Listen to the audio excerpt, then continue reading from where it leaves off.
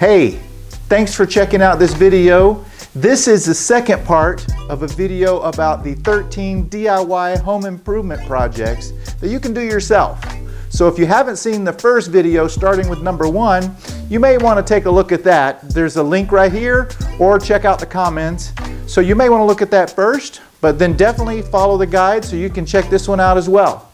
If you'd rather, you can watch this one first and then go watch the other one next. But thanks for tuning in, and let's get started. Moving on to the bathrooms.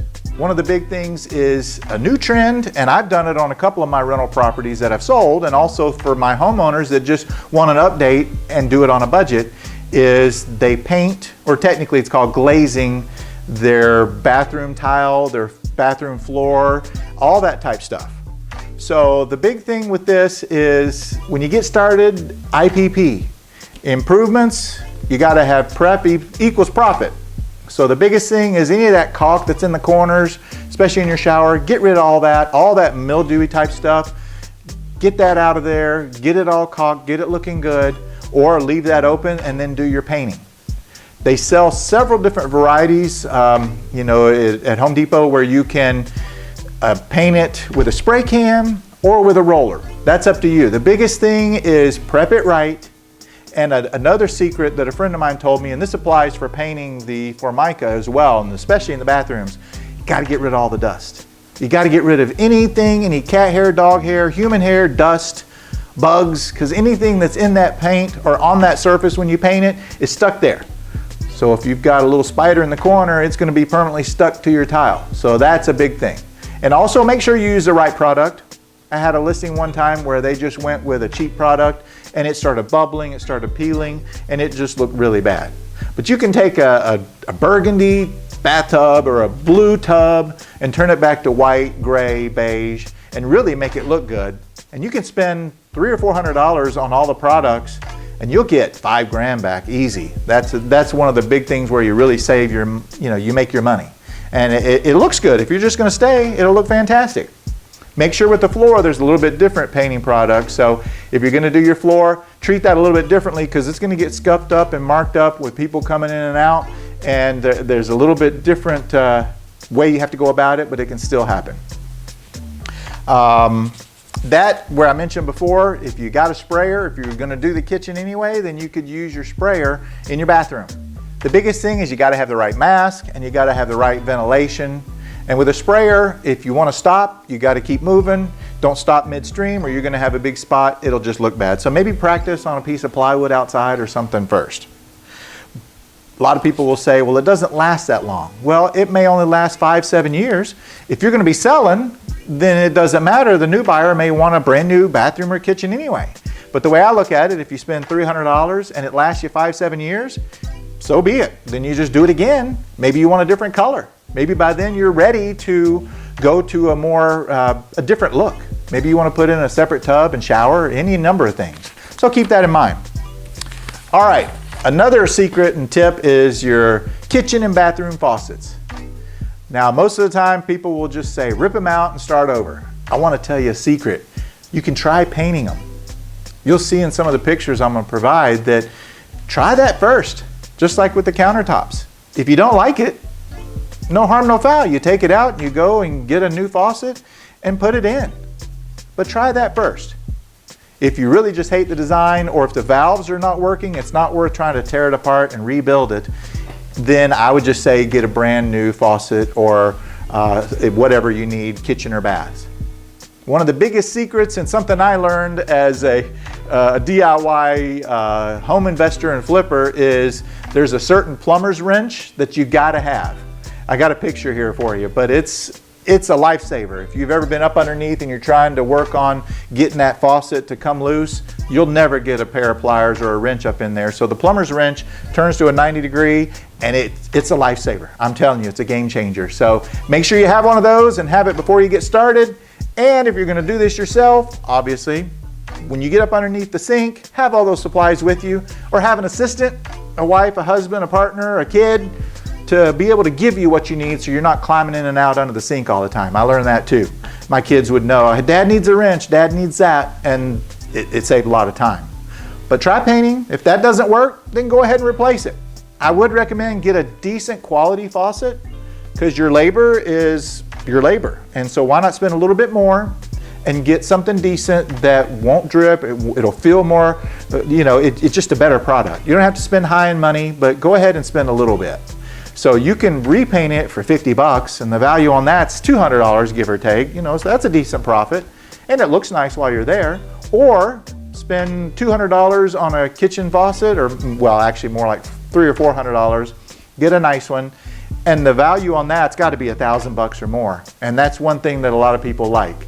Then you can decide if you want it to have a hose built in or a separate hose. That's up to you.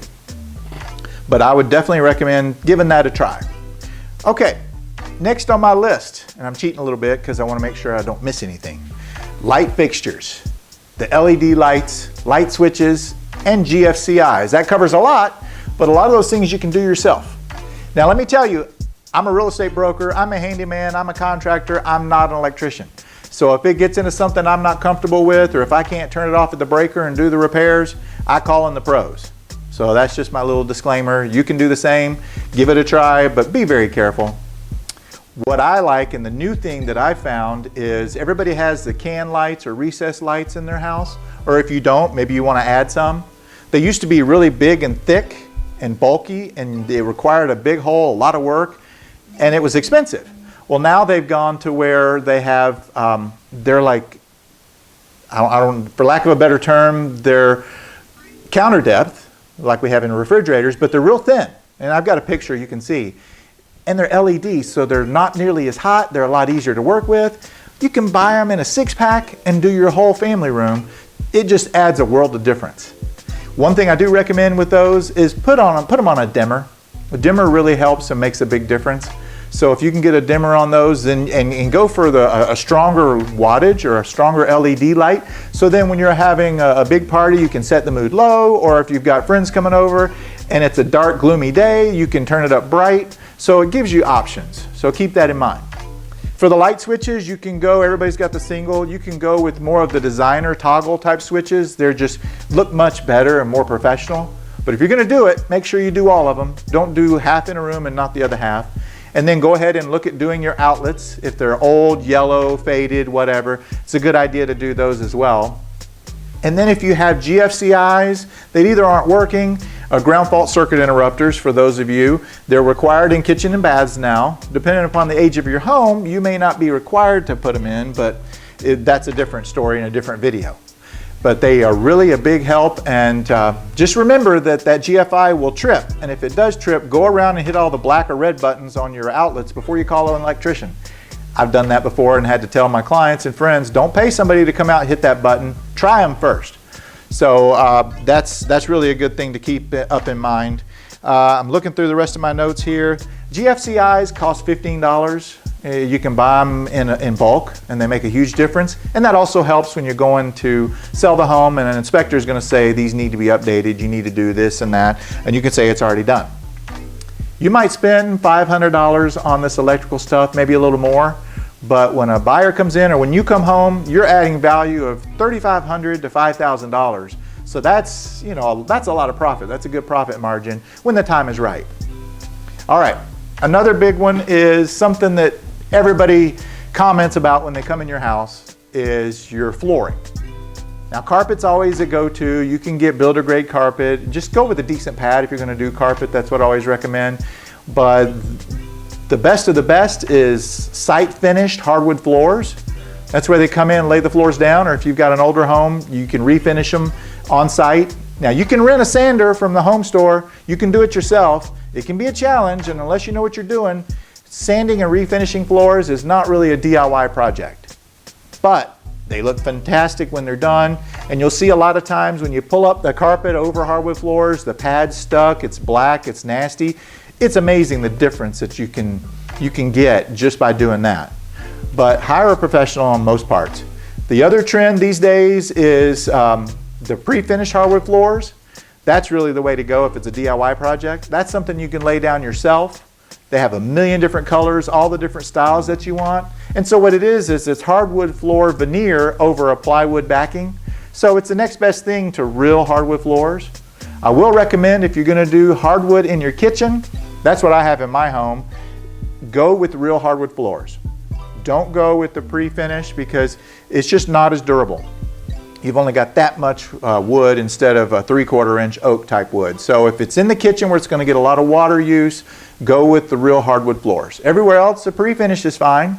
And then, you know, the big trend now is Pergo, or, you know, synthetic floors. Pergo's the name brand.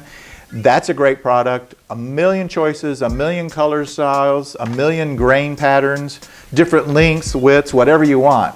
Just make sure with that, the important part is to put down a good underlayment under it. Just follow the directions. And also a trick with that is you never staple or nail the Pergo to the floor. That should be a floating floor. And the reason for that is it's going to expand and contract, and you don't want it to crack on you. So what'll happen is if you put new quarter round or shoe molding down, you'll nail that to your baseboard and not into the Pergo. The only other thing I can think about is call a contractor if you're not comfortable with it.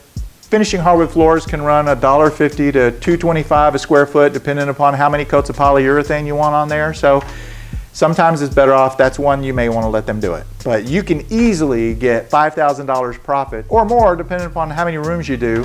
I'm not a big fan of doing hardwoods on the steps, but that's personal choice.